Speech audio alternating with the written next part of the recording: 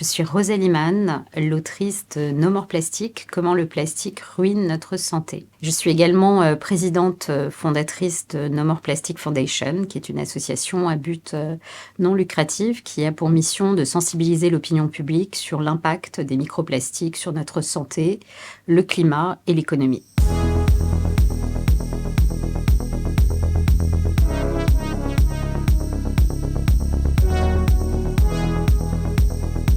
Le plastique, c'est fantastique, mais c'est toxique.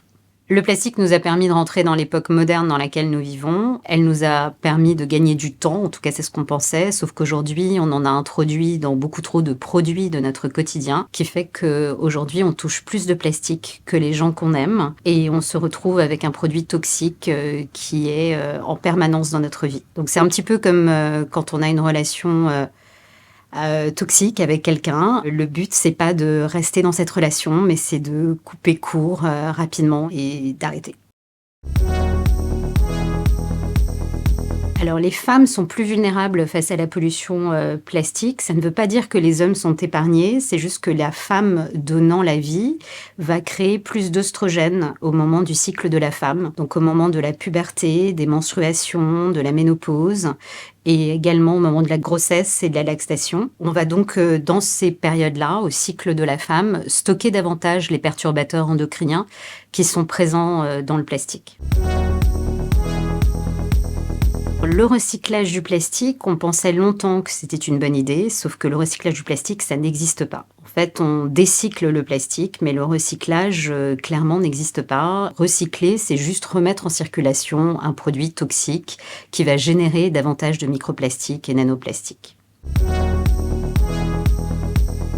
Si on veut décarboner notre industrie et notre société, il va falloir déplastifier notre société, tout simplement parce que le corollaire au changement climatique, c'est vraiment l'utilisation et la consommation, la production qu'on fait du plastique. On pense souvent que le plastique est un problème pour nos océans et les mers. Alors certes, c'est vrai, mais c'est davantage un problème pour la Terre. La Terre est aujourd'hui 4 à 23 fois plus polluée en microplastiques que l'océan et les mers. On pense souvent que le plastique, c'est une question d'environnement, de protection de l'environnement, mais c'est avant tout une question de santé publique aujourd'hui. Tout simplement parce que ça a un lien direct avec l'augmentation des cancers, des maladies chroniques comme l'endométriose, la maladie de Crohn, l'Alzheimer, l'infertilité et bien d'autres. Dans le livre No More Plastic, comment le plastique ruine notre santé, j'ai regroupé toutes les études scientifiques qui viennent prouver que le plastique a un impact direct sur notre santé.